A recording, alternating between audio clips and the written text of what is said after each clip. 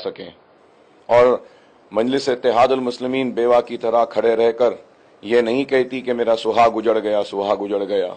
हम अपने हक को मांगते हैं और मांगने के बाद अगर हमको नहीं मिलता तो हम छीनना भी जानते हैं अपने हक को। छीनने वाली बात है, आपका अंदाज जो है इसीलिए जाना जाता है। कई लोग जो है कहते हैं कि अकबर जब बात करते हैं तो कहीं ना कहीं झलक जो है परवीन तोगड़िया की भी उसमें आती है, जिस तरीके से वो बोलते हैं। कई नेताओं की झलक आती है, तो आपकी भी उनमें से ही झलक है। तो लोग कहीं ना कहीं आपका कभी कभी विरोध भी करते हैं, हर कौम में, चाहे वो मुस्लिम हो चाहे वो हिंदू हो। जो है कई ऐसे नेता जो विरोध भी करते हैं, कई लोग फेवर में भी रहते हैं। क्या कहना चाहेंगे उनमें, क्यों आपको जो है लोग जो है देखते हैं कि कहीं ना कहीं उनकी जैसी झलक? 65 बरस से हम सुनते आए हैं, अब अगर कुछ बोलते हैं तो तकलीफ क्यों होती है? क्या 100 दिन से भी हम सुनते नहीं आ रहे हैं? कोई कहता है कि मुसलमानों में राम का खून है, कोई कहता है कि सारे हिंदुस्तानी हिंदू हैं, कोई कहता है मुसलमानों को घर न दें, कोई कहता है कि मदरसों पे झंडे नहीं, तिरंगा झंडा नहीं लहराता। तो मैं इन सब से पूछना चाहता हूं, आरएसएस के दफ्तर पर 1947 और फिर दस्तूर कॉन्स्टिट्यूशन बनने के बाद झंडा चढ़ा, उसके बाद 50 बरस आरएसएस के ऑफिस पर झंडा नहीं चढ़ा, तो उस पर नहीं बोलते। हमारे मदरसों पे क्यों बोलते हैं? अगर मैं बोलता हूं तो इतनी तकलीफ क्यों होती है? मैं हक बयान करता हूं और मुसलमानों के दिल की आवाज को सामने रखता हूं। अब वो दिन गए कि जब लोग कहते थे और हम खामोश सुनते थे। हमको भी बोलना आता है, हम बराबर इसका जवाब देंगे। आरएसएस से मैं पूछना चाहूंगा कि 50 बरस तक, 52 बरस तक आपने आरएसएस के हेडक्वार्टर नागपुर पर हिंदुस्तान के तिरंगे को क्यों नहीं लहराया? मैं पूछना चाहता हूं आरएसएस के लोगों से, ये परवीन तोगाड़िया और जितने सारे लोग हैं जो रोज जहर उगलते मुसलमानों पर, उनसे पूछना चाहता हूं, हाफिज सईद को मिलने के लिए आरएसएस का एक प्रचारक सहाफी बनकर जाता है और मिलता है। अगर उसकी जगह पर कोई मुसलमान गया होता तो ये लोग खामोश रहते और कहते हैं कि नेशनल इंटरेस्ट में गए थे हाफिज सईद से मिलने। कौन सा नेशनल इंटरेस्ट था? सामने आज तक नहीं आया। हाफिज सईद को भी छोड़ने वाली यही बीजेपी हुकूमत थी और आज फिर हाफिज सईद से लोगों को मिलने भेजे जाने वाले भी लोग ये हैं। मैं तो ये मुतालबा करूंगा कि गवर्नमेंट ऑफ इंडिया को इंक्वायरी करना चाहिए, आरएसएस के लोग बराबर आईएसआई से मिले हुए हैं। दूसरा, एक लव जिहाद का इशू चल रहा है बहुत जोरों से। लव जिहाद पे क्या कहना चाहेंगे, आपकी क्या राय? जिहाद एक मुकद्दस चीज है। मोहब्बत है, तो मोहब्बत जिहाद से कैसे मिलेगी? जिहाद मोहब्बत से कैसे मिलेगी?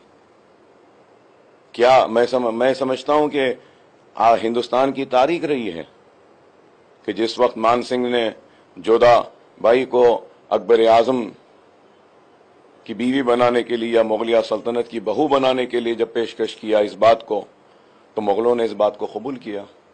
फिर उसके बाद कुली कुतुब शाह जहां हैदराबाद में हमारे पास, वहां पर भी कुली कुतुब शाह ने भाग्यमती से मोहब्बत करते थे।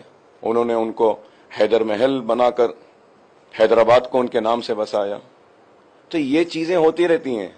इनको मुल्क की तरक्की से दिलचस्पी नहीं है, मुल्क की बेरोजगारी से दूर करने की इनको फिक्र नहीं है, मुल्क में जो लोग बेघर हैं उनको घर देने की इनको फिक्र नहीं है, मुल्क में जो लोग परेशान हैं उनकी फिक्र नहीं है।